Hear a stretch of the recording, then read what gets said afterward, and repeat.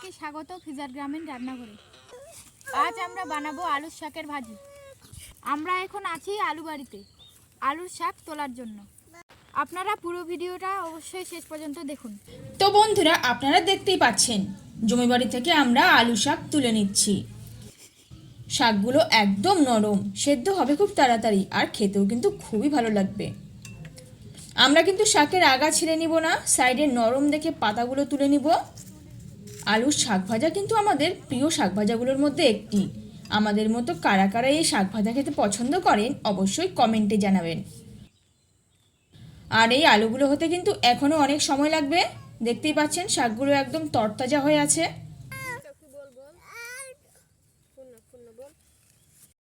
আমরা আলুর শাকের আগাগুলো নেব না, সাইডের নরম পাতাগুলো তুলে নেব।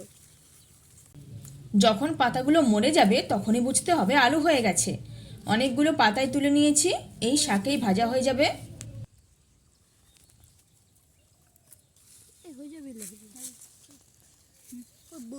আমাদের শাক তোলা হয়ে গেছে।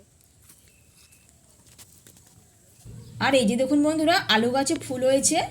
এই ফুলগুলো চট করে চোখে পড়ে না, ফুলগুলো দেখতে কিন্তু দারুণ লাগছে। তো যাই হোক, এইগুলো নিয়ে এখন যাব আমরা বাড়ি। দেখুন ক্ষেতের চারপাশে বেড়া দেওয়া আছে, এখন এই বেড়া আমাদের পার হতে হবে। তো আমার বোন বাড়ি এসে শাক বাছতে বসে গেছে। শাকটা ছোট ছোট করে বেছে নিতে হবে। শাকগুলো আমরা এখন বেছে নেব।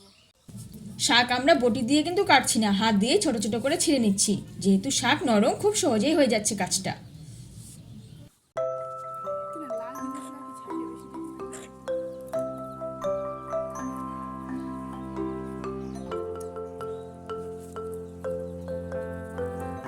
হয়ে গেছে আমাদের শাক বাছা।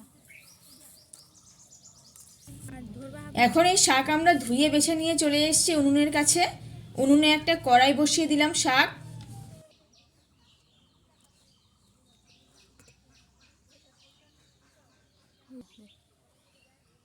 দিয়ে দিব জল, শাকটা ভাপিয়ে নিতে হবে।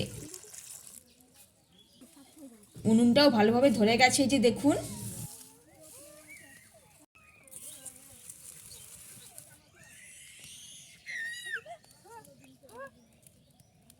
এবারে এতে দিয়ে দিব সামান্য পরিমাণে নুন। কিছুক্ষণের মধ্যেই বলক চলে আসবে শাকে।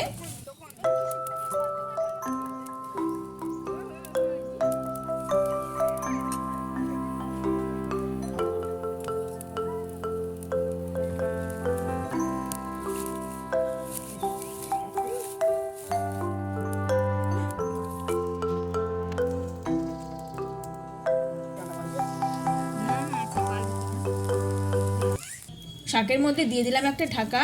কিছুক্ষণ পরে ঢাকা তোলার পরে দেখুন পুরোপুরি বলক চলে এসছে, শাক হয়ে গেছে ভাপানো। এবারে একটা ঝুড়িতে ঠেলে নিব যাতে পুরোপুরি জলটা ঝরে যায়।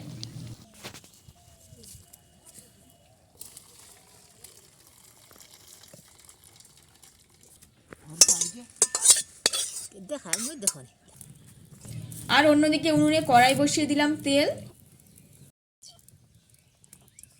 দিয়েছি শুকনো লঙ্কা, থেতো করে রাখা রসুন। খুবই সুন্দর একটা গন্ধ বেরোচ্ছে। দিয়ে দিলাম একটু গোটা জিরে। সব ভাজা ভাজা হলে দিয়ে দিব শাক।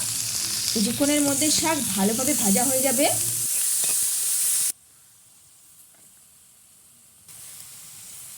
নেড়ে চেড়ে ভালোভাবে শাকটাকে ভাজতে হবে।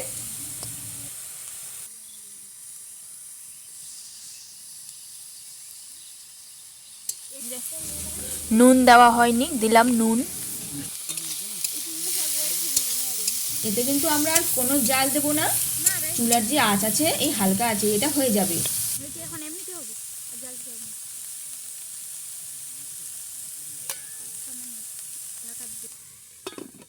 তো আমাদের শাক ভাজা কিন্তু হয়ে গেছে, নামিয়ে নিয়েছি।